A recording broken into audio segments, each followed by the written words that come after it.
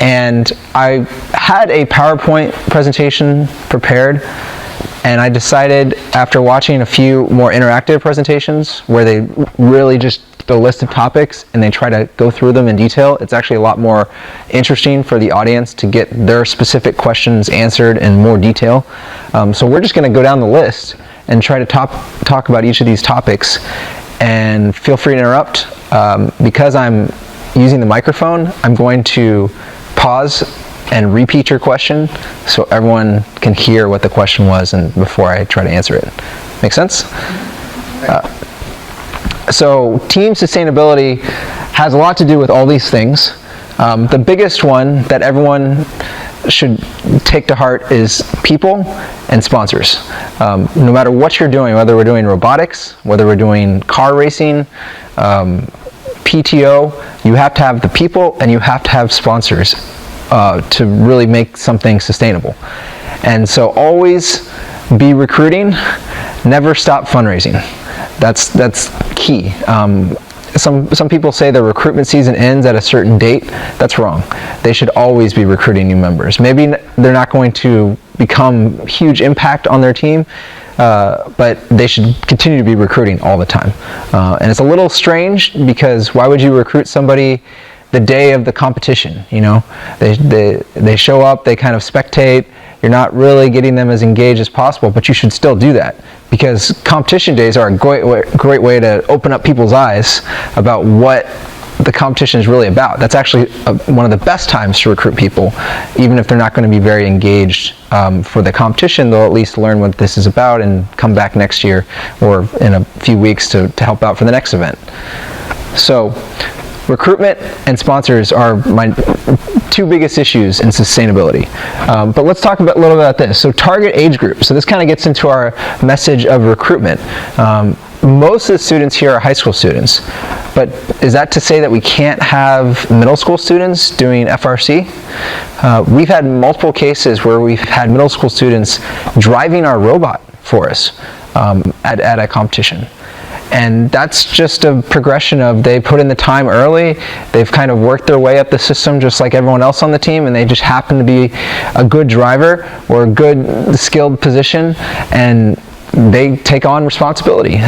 There's no reason why a student that's younger than high school can't jump in and welcome, no problem, and be part of the team. So really don't eliminate people from high school. But one thing to note is some groups like grants, they're very particular about middle school students being on teams. So First in Texas has a very specific requirement that they only would like to sponsor teams with high school students on. So you do have to think about that a little bit when your sponsors talk about what are you doing, who are you working with, and managing middle school teams. It becomes a whole another exercise. I don't know how many people have experience managing middle school people. Yeah, so it's a different game. So you really have to be prepared and ready to take on a line of parents that are much more interested in what their child is doing. Compared to high school students want nothing to do with their parents. Middle school parents are still very connected to what's going on and the daily activities. So it's a different game. You have a volunteer source that's not burned out. Right. So that's another good point, is the middle school parents are engaged, a lot more engaged, because their child hasn't shunned them away completely from getting engaged into their activities. You have to drive your kids to your... Yeah, those rides are still very important, and parents are at that point still are trying to be involved as much as they can. So that's one thing to look at. It also helps when you lose your big, huge graduating class of seniors. Right. But you've got a whole bunch of kids who the knowledge has already been passed on to them, even though Correct. they aren't seniors yet. You don't lose all that knowledge. Right. Because the young whippersnappers are soaking it up, even though they're not actually doing it yet, they're listening to the seniors talk. That's correct. You don't lose that knowledge. It's always passed down Right. to a whippersnapper. Right. So having that pipeline, very important. So even if you have a middle school group that's not really doing FRC, say they're doing FTC or VEX or FLL, it's a pipeline that you can create in your organization. So it's still very recommended to involve as many younger students in your team to prepare your overall outlook for your team to be strong in the future. Definitely. Anyone else have any other questions about age group? Too many seniors on the team, that's another issue that comes up. Always try to keep recruiting and balance your team. That can really burn you the next year if you have all seniors on your team. Okay, let's go on to the next one. So mentors. Just like recruitment for students, where you never stop recruiting, you never stop recruiting mentors. So what does that mean? That means you are constantly talking to students' parents as potential mentors, to sponsors that maybe are just sponsors at the time, but they might want to get more involved as potential, have them come by and visit your build session. What we like to do is what we call demo, where we invite our sponsors to come check out our workshop and come see what we're doing, and we'll do a presentation for them. And then we would like for them to return the favor by inviting us to their work location, and we do a demonstration of what we do in front of them, and they tell us a little about what they do at their company. So it's kind of this demo relationship that can eventually lead to a lot more collaboration besides just, you're our sponsor, you give us money. So that's a good technique. But how do you find more technical mentors? Usually you have to start younger, or very old retirement age people. There's not a lot of room in the middle. So students that have participated in FRC, that's a big source. We have a lot of alumni lists that we've created now. So you can find out people that have participated in FRC and start to ask people on those different channels, we are looking for mentors, and that message can get relayed by multiple people that are very connected into the First Texas network, and eventually someone nearby you will pop up as a potential source of mentor. They might not be the right fit for your team, but they can at least come by and talk to you guys and see if it's a possible mentor match. There's also companies themselves just going up to companies and asking and doing a presentation, like the demo of this is what FIRST Robotics is, and you'll find a lot of those parents have children at the school, and suddenly there's your connection right there. They want their kid to be involved, and sometimes to get their kid involved, they need to be more involved as well. And then you have not only just a new student, you have a new parent/mentor that eventually really bonds with your team. And I would say that's probably the most successful type of mentor that you can get, because those parents that are really engaged tend to stay around and really continue to help out the team, because they're that's their area and they're very locked into it. Whereas the younger college student, young engineer mentors, those tend to move from job to job in different locations. It's a little harder to stay in one place. Any other questions about mentors, recruitment? I know this is comment is alumni. We're now in a position where alumni are starting to come back. Right. Formally mentor, and we encourage that. Right. Like our shop. Yeah. So keeping a list of all of your students and their updated email and their contact information, I highly recommend it. It seems strange, even the student that really wasn't as involved, but now they're working as an engineer now, and you go back and contact them and ask them, hey, would you like to be more involved? That person could turn into a great mentor, even if they weren't one of the top students on your team when they were a student. So alumni are huge. I would say that's a large percentage of our mentors for our team as well. Go ahead. You said earlier, talk to the companies. Right. And I would say do that, because in the past I've gotten coworkers to give CAD classes to some of the students, not Discobot, but a previous team. Right. And there's a current coworker who's bored out of his skull because the work is, he'd do the work in his sleep, and he's looking for, other fulfillment. He has no kids, so he's just looking for something else to do. Right. So spreading the word from mentor to mentor, or mentor to potential mentor between companies, that's a great method of recruiting new mentors. Susie? We have a couple of online mentors Online mentors, great. that we run pretty much everything that's written past some online mentors because we don't have to explain to them what it's supposed to be because they have first knowledge. Right. And they can't come, but they can edit, and they have a different perspective because they're now alumni. And so that helps a bunch because it's another set of eyeballs. They want to stay involved, but they can't Right. physically be there. So we have online mentors that do lots of the editing and double checking little small detail things, and it keeps them involved, and eventually they'll wander back by, or it'll keep them involved in person. They'll eventually be brave enough to venture out and find a team in the town that they're in. But that's what we have online mentors also. No, now that you put it that way, I realize we have multiple of those as well. And it's pretty common for really dedicated alumni members that carefully follow every update on your team.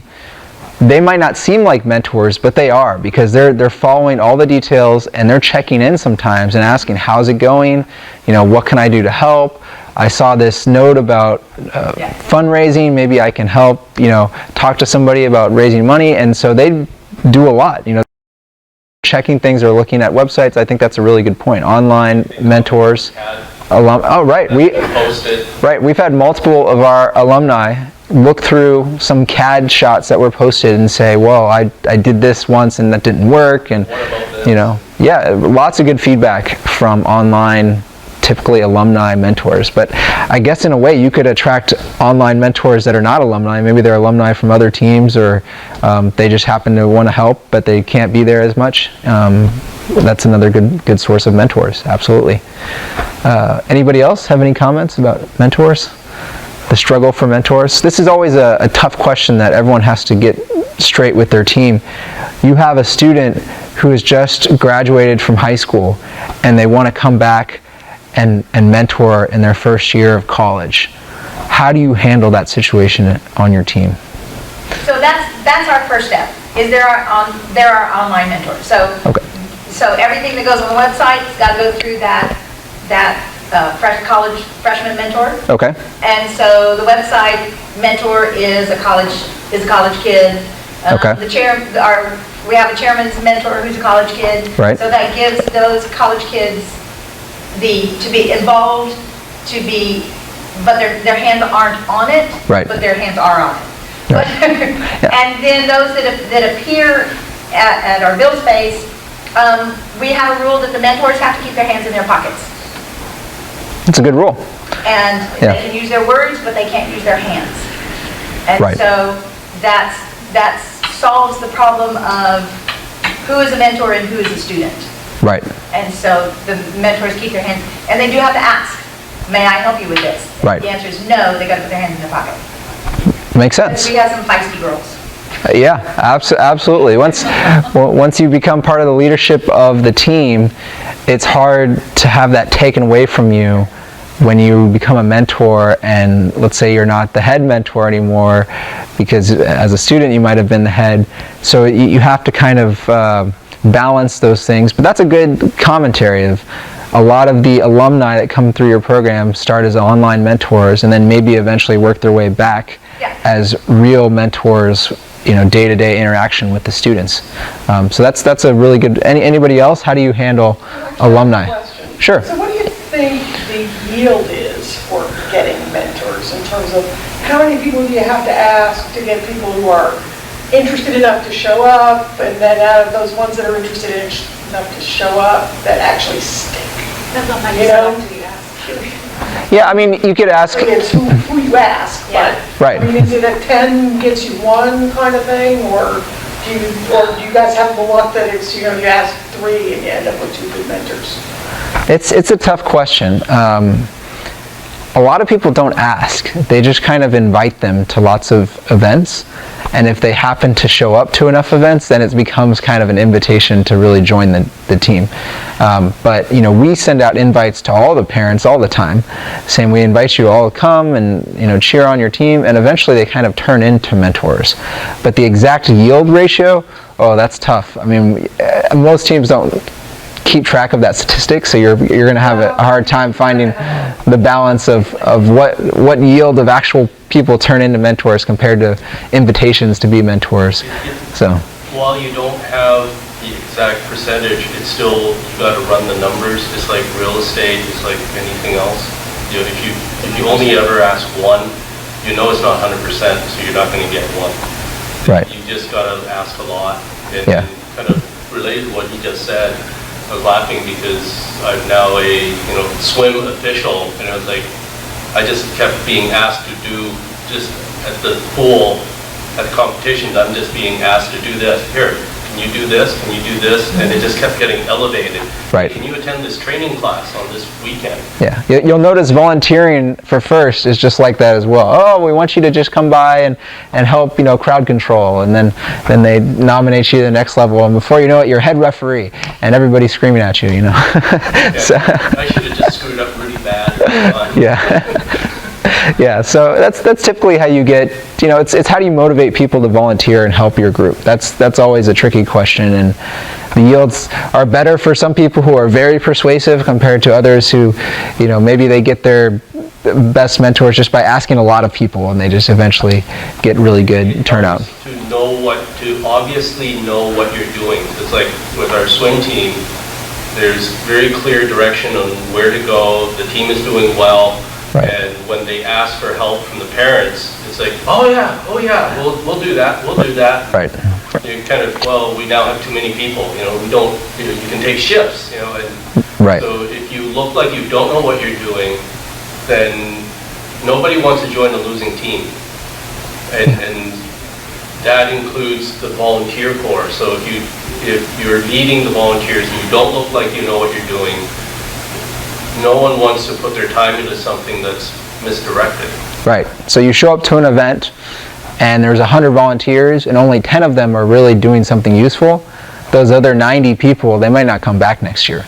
That's a good analogy to show how to get people constantly engaged, even if it's small things. So I think that we're going to jump to engagement. So whether it's student engagement, whether it's mentor engagement, it's the same concept. But how does your team make sure everyone on your team is constantly engaged in something and not feeling like they're left out or not useful? Okay, I'll start. So when the school year starts and we have a new crop of girls come in, the new kids get VEX all in their very, very own, and I say, here's the video, here's the stuff, you guys gotta build something and compete. And so those girls then now sit down and shuffle themselves around until we figure out who, mentors are watching, who is the natural new leaders of that pack. And we give them the opportunity to have a competition that is their own, that nobody is telling them what to do. It is their first competition, and that's what we use VEX for. And then when they go to competition, then the whole team comes and cheers them on, and we again try not to finish last, and we try not to cry. And then they have had their own first successful competition all on their very own, and they know what it is, what their expectations are. Right. So we give them a challenge for themselves to do right off the bat. Yep. So they're full-fledged, on their own, team member from the day they walk in. That's great. So new members immediately get into robotics team, build a robot. It's your own competition. They don't play second fiddle. They basically are in charge and see how they swim. And so that's a great engagement for brand new members on your team. Let's say you have 50 members on your team and you're at a FIRST robotics competition, and you have your drive team that's a handful of students, you have your build team that's a handful of students, but you still have about 40 students at the competition. What do you do with those other 40 students at a competition? How do you keep them engaged so everyone feels like they're, this is probably a good question for some of the students we have here. How, maybe you can share stories of when you didn't feel as engaged or you didn't feel like you had a role, or mentors. Anybody is welcome to answer this question. I haven't had that, I haven't reached that luxury yet. Too small. Everybody's overutilized. Yeah. Good, right? So, We had that experience. We were rookies last year. Right. And we lost a lot of kids during the course of during the sort of late fall and into build. There was kind of a shift change that happened between the preparatory part and then build. And I think sometimes it felt like there was, 10 or 15 kids that were doing everything, and everybody else just kind of didn't know how to fit in. So that's something that I took very much to heart about what you said, is that as the mentors, I think that's what we have to do, is make sure that the work is distributed right. evenly and around, so you don't have a lot of kids that, they just drifted away because they didn't feel important, I think. That's Right. my personal opinion. Yeah. And then when we actually ended up going to nationals, we had 18 kids with us. So, 4 were on build, and we had a couple in the pit, and then the rest, we didn't handle the scouting very well, and kids got bored and they got tired, and there were some kids that ended up sitting in the stands for 6 hours and they weren't wanting to leave, and Right. that's another kind of lesson learned for us, is how are we going to manage that next year. Scouting in particular, I'm really kind of interested in figuring out how to make that interesting and engaging for kids. Right. They get bored. Scouting is definitely a way that you can take a lot of those students that don't feel like they have a task, and I mean, it can take up to 10 people at a time to just scout, and you got to have a good scouting captain that's distributing, you need to take this sheet at this match, you need to do this, and that way everybody is getting engaged. But even then, it's still difficult, because you're going to have people that just decide to wander off. They're not really interested in scouting, so they figure out how to wander away from the stands, away from the pit, away to wherever they want to go, and you're still going to lose those students sometimes that are just wanting to wander. And I still haven't found the magic bullet on how to get those kids excited, but the best way that mentors can at least get close is to keep asking them. Find students and ask them, what are you doing? What would you like to do? And try to find that match. And maybe the students can comment. You guys have been there. Usually you're pretty engaged. We probably have more active students here, but when you first join the team, you might not felt as engaged as now. So that's the trick. Any comments? No? Okay. Another thing you can do is you can send them to go volunteer, right? They can work Right. at the safety glass station. Yep. They can get pit tours. They can. There's a lot of things that like a regional Right. will require that you don't have to keep them busy. Yeah. We should. So let's talk about the 50-person teams. What do the 50-person teams do? A really well-known team, Tricks Are for Kids, the 4063 team. You see them at every event with those pink hats and the bunny ears. They take over the volunteering activities. And so they really have figured out, okay, here are the students that we need, and the extras, we're just going to go ahead and sign you up as volunteers, because that's gonna how we're gonna keep the engagement for everyone going. So that's a good technique. Two things is we have different team orgs for build season and competition season. Okay. And so students know their role, so that's part of why, and they become very good at their role, and there's a certain pride that takes place in that. Right. So they get very vested and they're very focused. Another thing that we do when they're not scouting is we play a game with Monopoly money to bet on who's going to win the matches before they start playing. Okay. It gets very heated, and it also develops a kind of holistic eye for which are the better Yeah. combinations on the field. Absolutely. So And wait, that's I very want the engaging. rules for this game. This is a good game. I'll have to bring it up, but it's usually alums versus rookies, and so it challenges the rookies to really know what they're talking about, because the alums already know the history of the teams, Right. and so they can vet fairly well even without scouting data. I'll pull it up, I'll get them. Oh, this is great. So organized first gambling, I love it. Okay. Because the students will walk. We had a lot of discussions here. They weren't using Monopoly money or anything. They did turn it into a game, trying to keep themselves The one thing going. we did that was nobody left the stand, because then the mentors wanted to be in on it.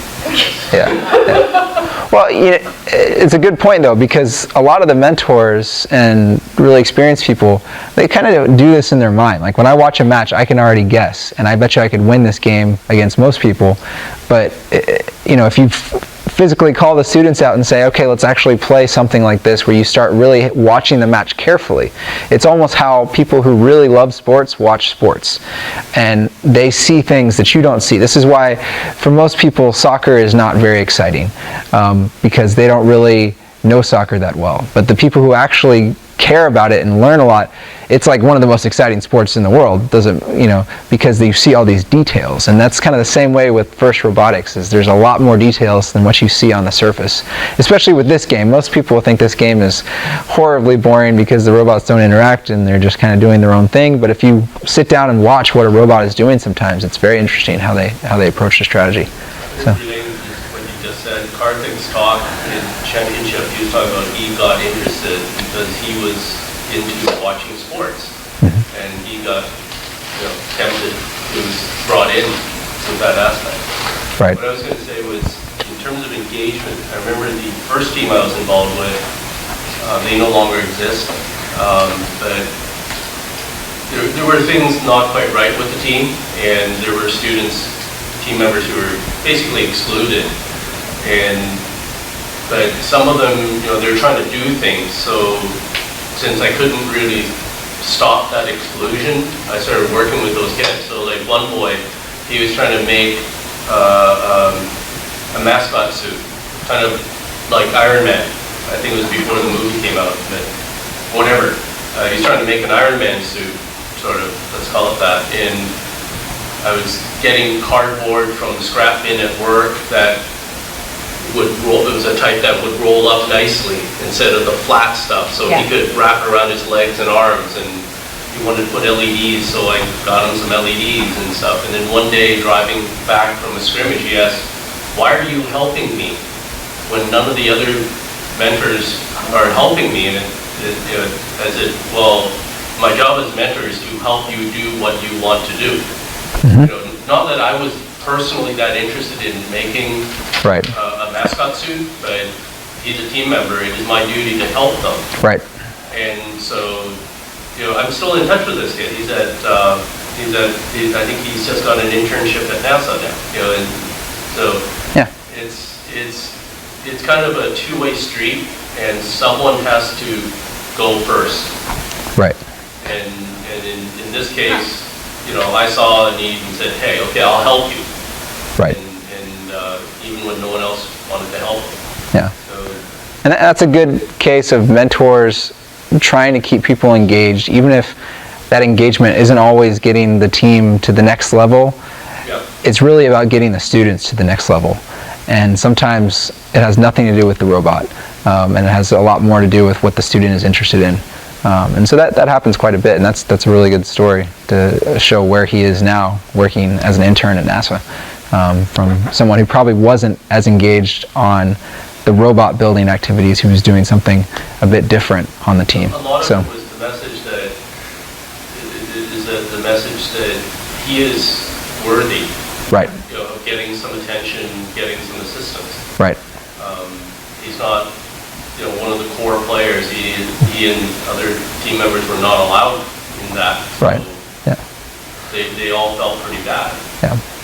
Yeah, all the students are different, and getting different levels of engagement from each student, that's eventually will come to different levels of fruition. So we just have to do our best to help each one.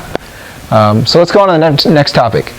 So we jumped a little bit from team organization, but we'll come back to it now. We talked a little bit about the different roles that you can have at a competition. Janice talked a little bit about her team organization management, on how each student has a specific role. Does anyone have any specific comments about their team and their organization that they think is really valuable and a lesson maybe they've learned in the process of organizing their team. All right, I'll talk a little bit about our team. So the Discobots have about 30 or 40 students at any given year, and we typically have a design group of students that are really focusing on the CAD and the details of the robot, and then everything beyond that is mostly fabrication and prototyping group, where they might be given more specific subdisciplines of they're working on a drivetrain, they're working on the upper body of the robot, or they're working on the programming of the robot. But those technical breakdowns change from year to year, and it's a handful of students on each group. And then the standard organization for most veteran teams now is to have a chairman's group, where you have 3 or 4 students that are working chairmans, maybe more, if you can afford it. And we also have a media group, so they're working on websites, social media, whatever we can do to kind of promote more of our documentation online, a blog. Sometimes we have a blog that happens every day, and that's something a lot of teams don't know as much about, and I feel more teams should kind of be aware that there are some amazing daily blogs that go on during the build season, and few teams sit down and read those blogs every day. But those teams are going through the same experiences that your team is going through, and you might learn a tremendous amount just from one of their prototype videos or one of their lessons. You know, we tried this the whole day and it didn't work, so we gave up. And that sort of thing could save you a lot of time. But few people really talk about the blogs, or how many blogs I should subscribe to, or how do I keep track of all this information. And it's pretty typical of the build season. You have a lot of information. How do you organize it all so you can actually get what you need to get done every day? But I encourage you to talk to some of the more senior teams and ask them, what do you follow? Because sites like Chief Delphi now have so much noise on it that it's really hard to pick out what's actually the right information to subscribe to. So it's a struggle, but if you talk to some of the more experienced mentors about what are they reading, what do they look at every day, even during the build season, they'd be happy to share, like, this is who I'm following, all of their posts is what I'm following, here are the blogs that I'm following, and I think that'll help you kind of open up your mind to some good ways to organize how you get information. But beyond those standard team structure, you know, you have design team, you have the fabrication team, you have media, you have chairmans. Is there anything else that people have put as a very specific part of their team that they find very valuable for their organization? Team branding. Branding. We have realized that we need to have a brand, and a set brand, and a consistent brand, and we need to figure out, we need to put that in there in all the things that we're doing. Right. Because our brand it's who we are, but we haven't finalized it. Right. And so that has to be in there somewhere. Right. Team brand is huge. Yeah. How many people have heard of the Northside Roboteers? Yes, we got a fairly new group, but that was the original name of Texas Torque, and so that was a brand that they changed dramatically. Because now, if I showed you a Texas Torque logo, everybody knows. Without even reading the words, you know what their brand is. So that's a very strong brand. Few teams have a brand where they don't have to actually read the words to figure out who this is. So that's something to think about in terms of branding. There's some really famous teams out there that have done an amazing job on writing a brand, technical guideline on how to brand your organization. The Cheesy Poofs have one of the best documents I've ever read, Team 254, that just talk about, here are the different ways our brand could be used, here's how it's changed from year to year, here's what cases we use this and that. And so it's a good way to learn about how to develop a strong brand, because in the end, a lot of us here are team numbers that are not very memorable. You know, they're not going to be a lot of 624 numbers in the future, because everyone's getting, 4-digit 4,000, 5,000 numbers that are hard to keep track of, quite honestly. So your brand is really the way people remember you. Those numbers, as they get higher and higher, become less and less important to people unless you're a 3-digit number team. Then it's a little bit easier. But those are all gone, and I don't think you can get a 3-digit number again. So go to your brand. I think that's a good team. We kind of do it with our media team, but we really need to have more focus on just the brand. It's, everybody who makes t-shirts every year, you have to decide how are those t-shirts going to be made and what's going to be on them, because it changes from year to year. And so that's a good, just basic branding exercise that all teams have to go through. And it brings in a potential sponsor that would then help you with some other stuff. And that's a whole nother world where there's a little more sprinkling of green stuff in that part of the world. You hit up all of the engineering companies you can hit up. You've hit up all of them, so you're now working down the line of, so marketing people is now finding the right one who will come and do your brand for free and then become a future sponsor. Yeah, there's a lot of graphic designers out there looking for work, and this might be a good connection and introduction to some people that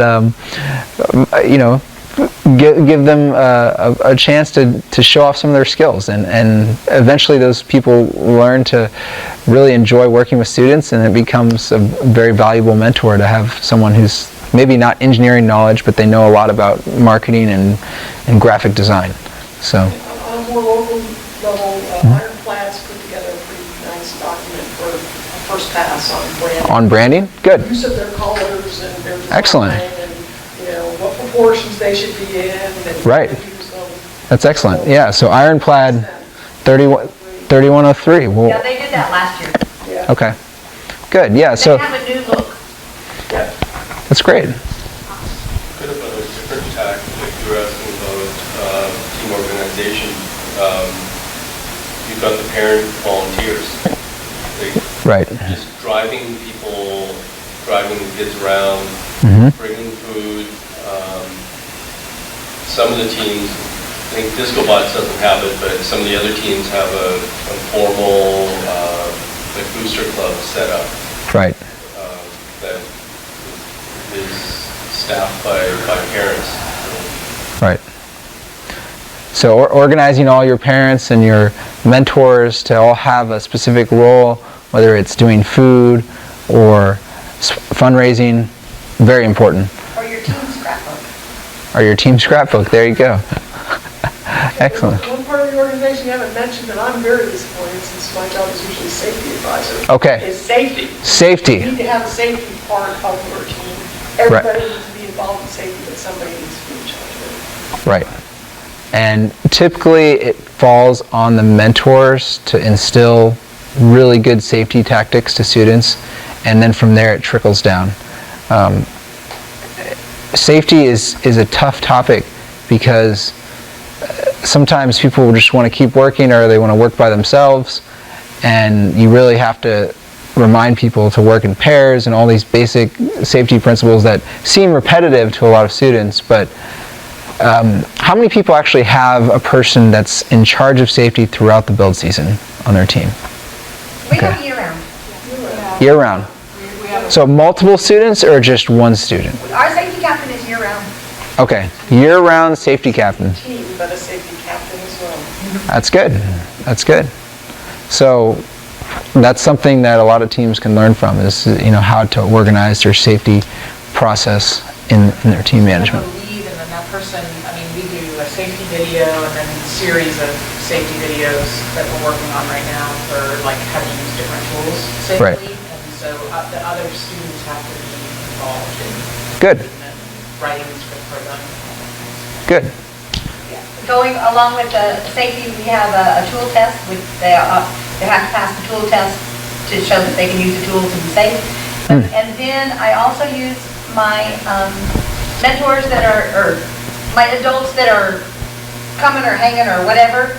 I do ask that they put on a pair of safety glasses and stand by that piece of equipment Right. Because I have to have an adult standing by that piece of equipment, no matter, in case something happens, I have to be able to say there was an adult standing there. Right. And not just a kid standing there. Right. And then that's also how I get a lot of the adult parents to say that was kind of fun, just standing there watching. Imagine that. And then they keep coming back and volunteering to hang out and buy this tool or that tool, and then they can offer and help as they Absolutely. So kids need help. it's a small way to get them more engaged. Yep. Get volunteers that maybe don't think they're volunteering, they're just hanging out, and eventually you just keep asking these small things from them, and it turns into they feel like they have a responsibility and they're actually going to contribute. So that's a great exercise. I like that. Before we move on, Sure. we have the same sub-teams, but one thing I learned from 5 Burns in the past is that we balance new and old members and all our sub-teams. Yeah. Good. One time we lost all our coders, Wow. one senior class, so it was very bad. And so, and we've also made this policy that you can't leave the team alone unless you pass on your knowledge to somebody else, and if there's no one to pass it to, then you need to recruit someone to your sub-team. Okay. Good. So there's like internal recruiting Yes. going on beyond just your overall team recruiting. Coders or all our CAD people Excellent. in one spot. I like that concept. I haven't heard that used very much, where the team leads are fighting with the other team leads to recruit people to their sub-team. Hopefully that doesn't create too much conflict. No, it works out. Okay. It matches up with team leaders. Good. So are these recruiting from within the team or from outside the team? From some both. Yeah. No, that's good. And I'm sure there's people that overlap on different sub-teams and things like that. So that's good. Okay, so sponsors. We have keeping sponsors, but we'll start first with just sponsors in general. We talked a little bit about mentors and recruiting mentors. It's kind of the same process with sponsors. A lot of times they're very interrelated, mentors and sponsors. But let's talk more about big kind of grants, sponsorships. Everyone I think knows of First in Texas. It's become just like a default for how you get a basic grant for almost every team in Texas now. What other good standard Texas grants are available to most teams besides First in Texas? Let's say if you're a rookie, the NASA grant, right? The NASA grant for that first 2 years, and even beyond that. Most people forget that if you've never received a NASA grant before, you can still apply if your team is in kind of dire financial need. They have a program. And I know many of the top teams that continually apply to the NASA grant, even though they don't get the funds, just as an exercise of writing a detailed grant, and from there, they're ready to apply to the next grant. And so they almost apply every year to the NASA grant, just as a way to sharpen their grant writing skills. And yeah, and then sometimes there's not enough teams that applied, and guess what? NASA's like, well, we filled all our allocated spots for the ones we need, but we have these other teams and we have extra money. We're just going to give it to these teams here that applied to the grant. So the first rule of all grant writing is definitely apply. Don't eliminate yourself just because you're very low in terms of the amount of need you need for that particular grant. So what other nationwide grants? Has anyone heard of standard ones? No? There's the large companies, so like Boeing has a very big program, and a lot of these are tied to if your mentor works for the company. BAE Systems has done many different teams. Boeing, Lockheed Martin has a decent grant system. And I'm drawing blanks here because I imagine most teams don't have this sort of a system. Bechtel is becoming bigger and bigger. I know Seven Lakes might have some Bechtel sponsorship. Yeah, BP's kind of been on the downturn for a while.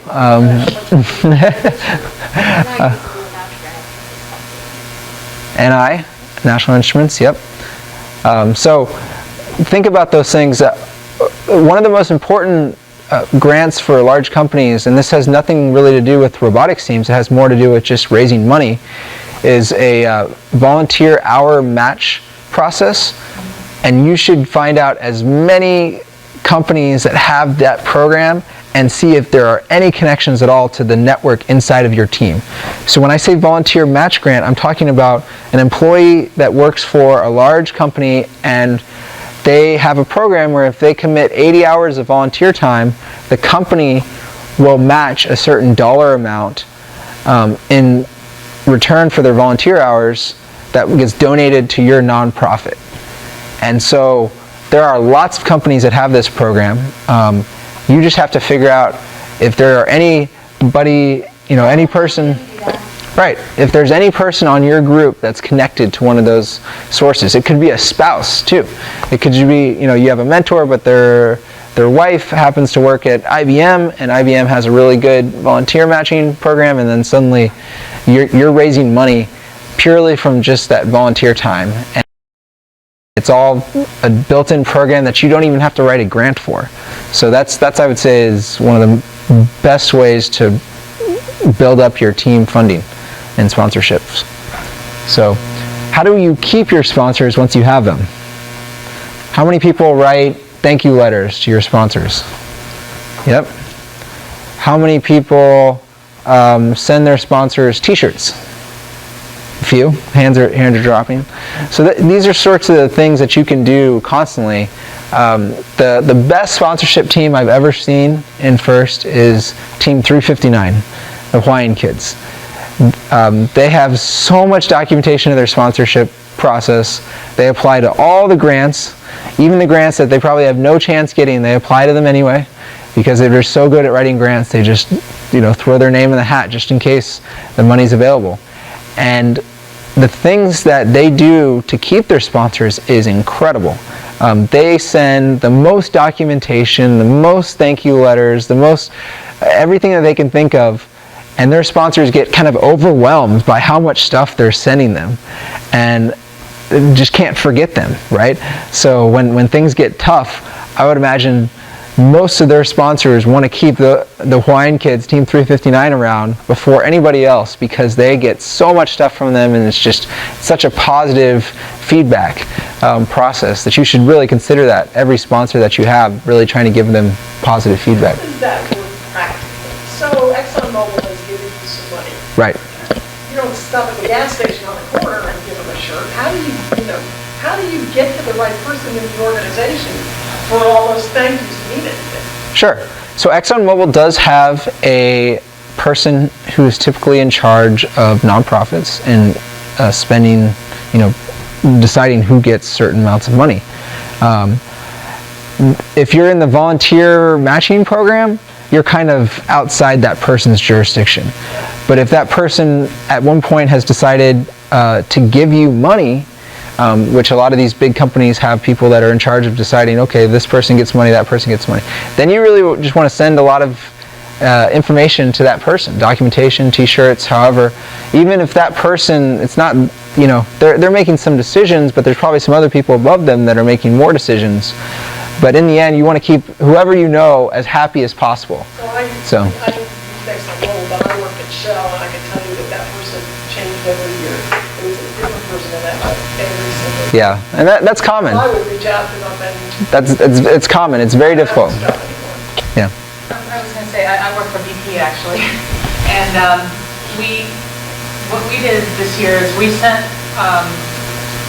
news releases, like press releases, on different things that had happened during the team that they could then post on their internal internet, Right. like short little blurb saying, BP sponsored team 5416 did this, or whatever it was, with a picture of the robot.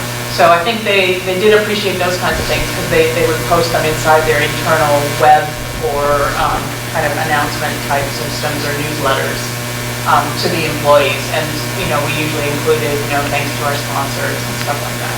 So that's one way, you can do it, which makes them look good internally to themselves and to their employees.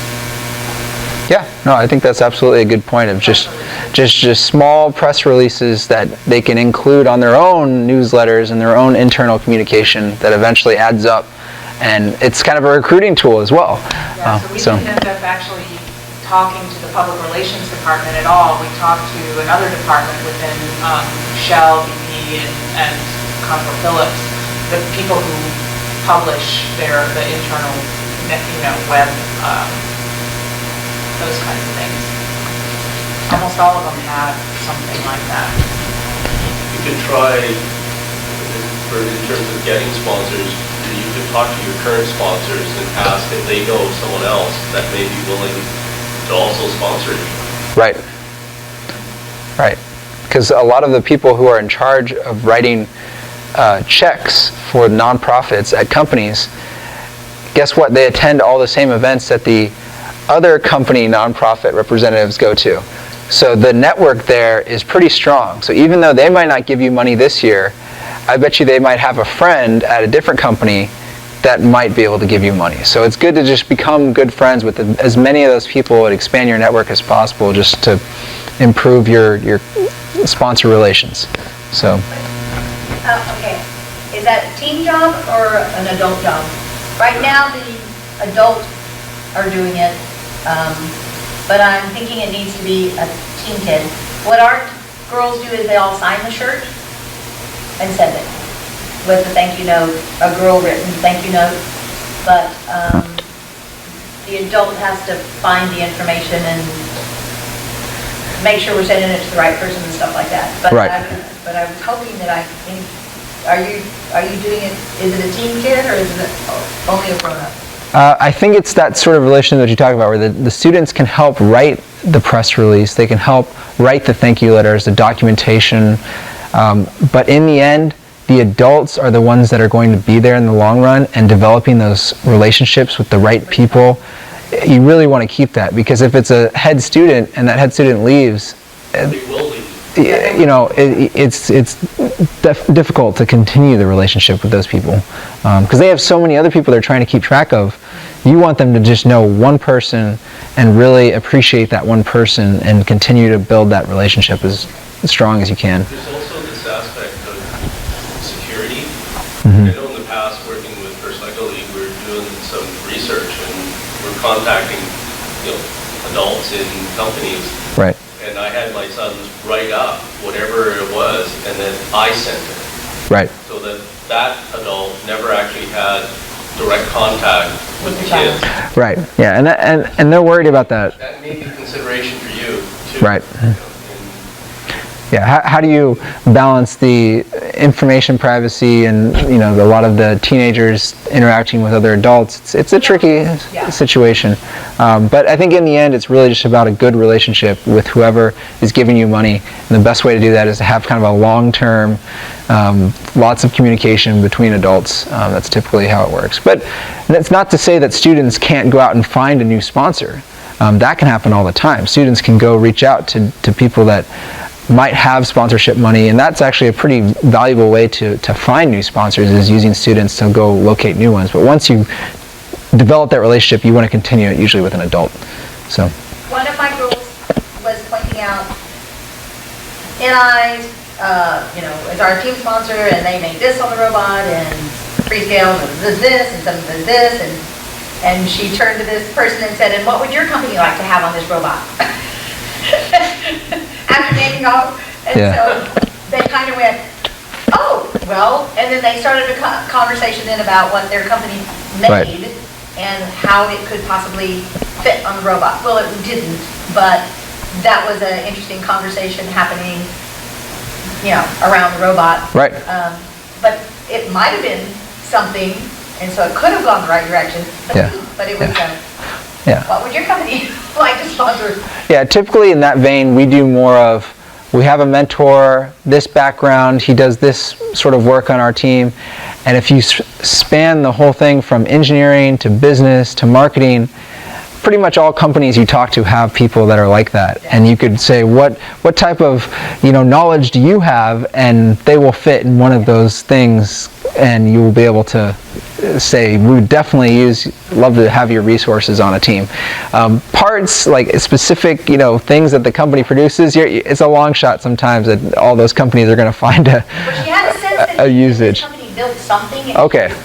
She was trying to work out from him what it was that they actually built. Right, And right, so, yeah. So I thought, well, that was kind of It's very inventive. Yeah. very inventive. Yeah, I could see where she was going with that. That makes a lot of sense. So, okay, so next topic, losing students. I think we kind of touched on this topic with engagement.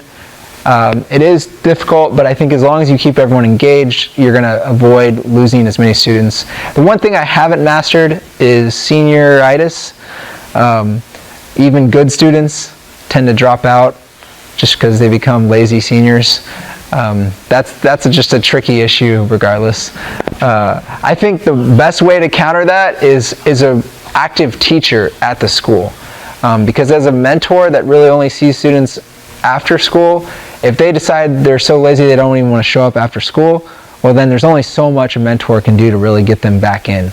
But a good teacher that can keep them plugged in to make sure they're engaged, that's really how you deal with senioritis for a lot of teams.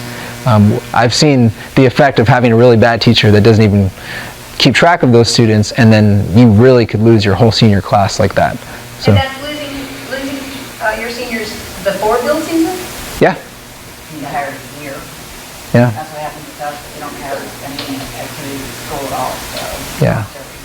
Yeah, that can be one of the toughest lessons for a team, because kind of like what Janice was saying, if they have all this knowledge and they don't share it with others and they just literally become lazy, you think that they're going to be there to help others and then they disappear.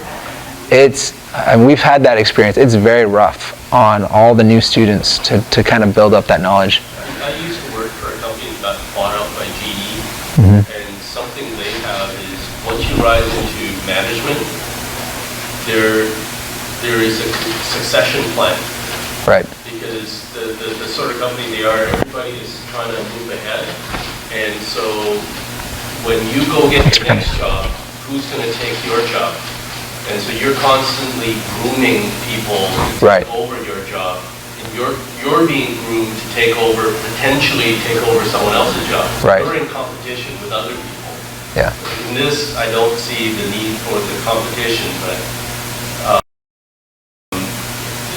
it is each person is looking for people to replace themselves. Right. And that's institutionalized. I think that's a good tactic. We haven't used that as carefully, but I think encouraging students to find their replacement is very important.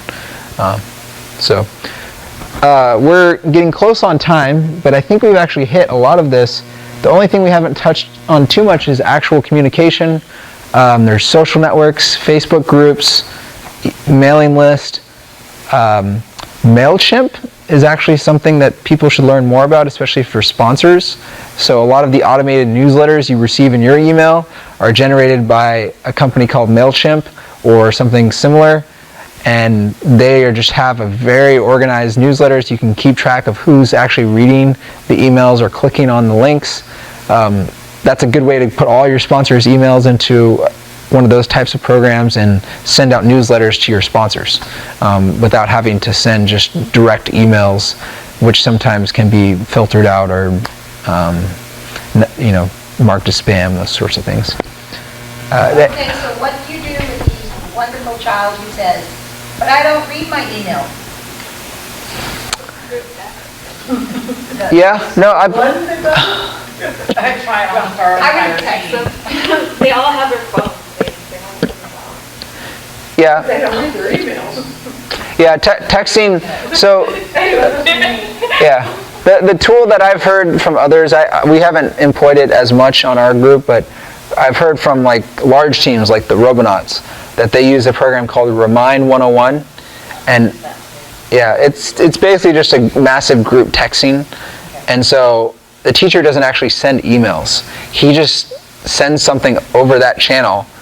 Every single student gets the message that there's a competition in a week, and they could reply, which that's the only thing that boggles me is, okay, if you send that message to 80 students and you get 80 replies, how do you deal with that as an individual? But maybe Your account, not your phone. okay, that's the implementation that I didn't quite understand. So, and that's worked well for you, it seems like. Well, the thing is with our emails, we have bullet points of, this is what's going on this month. We Right. need you here at this time, that time. Whereas with Remind 101, you're very limited to how many characters, just like Twitter. Right. So you can't put all that information in. So the only thing I can do is yell at them, read your email, it's important, go do it now, type text. Okay. That's what they end up getting. But we, Yeah. For short term. yeah, it was like they got one yesterday reminding them of TRI, be at your meeting place, to get here. If you need a Right. ride, this is where you need to be, do it. Right. So Okay. But that is very short. So the not reading emails is universal? Yes. Yes. Okay. But Then they I- will read their text. Now read your text. So we have, the other thing that I do with the college freshmen alumni is the official moderator between the mentors and the team. Okay. And so the moderator will sit in on a lot of team discussions where the mentors don't have to be there or whatever. And I use we use the moderator for a lot of different things. And the moderator is the one the adults are not on the kids text group because of youth protection stuff, Right. but the moderator is, because they're not quite too old to be off of it, Because youth protection and all that garbage, Yeah. adults are not supposed to be communicating with, blah, blah, blah. Right. And so I use the moderator for that, and the moderator is the one who says, go read your email. But that's another role that I have for my alumni freshmen, is the moderator between the grouchy adults and the kids who want to do something Okay. different. Yeah. So that's what I use the alumni for. Well, the good news is everyone here seems like they're fairly organized with their team, and you guys are doing the right things. It's spreading the message to all these other people and all these other teams that how to improve. So. The comment I would make is, you mentioned all these different forms of communication, and Right. I know Disco Bots, we have the Google group, and Yeah. then there's Facebook page. Yeah. And I'm kind of old school, I just don't go on Facebook. Right. And it's just, I don't care what people I used to know are doing now, Sure. things like that. But as a form of communication, where I work, I'm blocked from it. Right. And so it's very awkward to use, because you can try and send out something saying, we're meeting at this time instead of this time tonight. Right. I'll never get it, Right. because I'm not going home first, I'm going there straight from work. Right. So, You just have to replicate a lot of the messages either through text, email, or social. And that's the hard concept for the students to understand, is that we're a multi-generational team. Yeah. And each generation has their own form of communication. Right. And so you have to say one thing 4 different ways Right. to hit that particular age group. Correct. Because Correct. a lot of the middle schoolers don't have phones, so you have to communicate only with their parents. Right. And then you have those that do have phones and Mm-hmm. blah, blah, blah, blah, blah. Absolutely.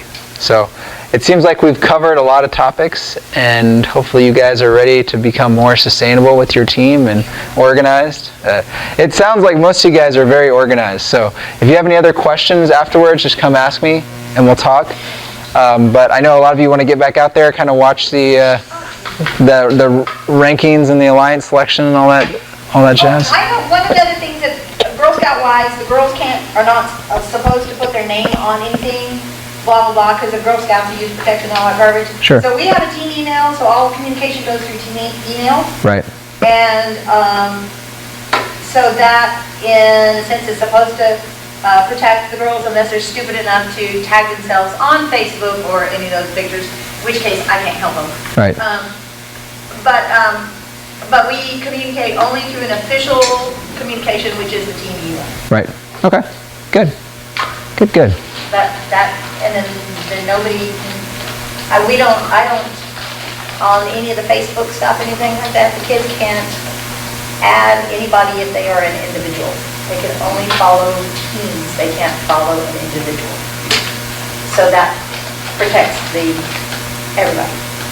Good, good. We'll have a cookie. But see, the kids- We have lots of cookies.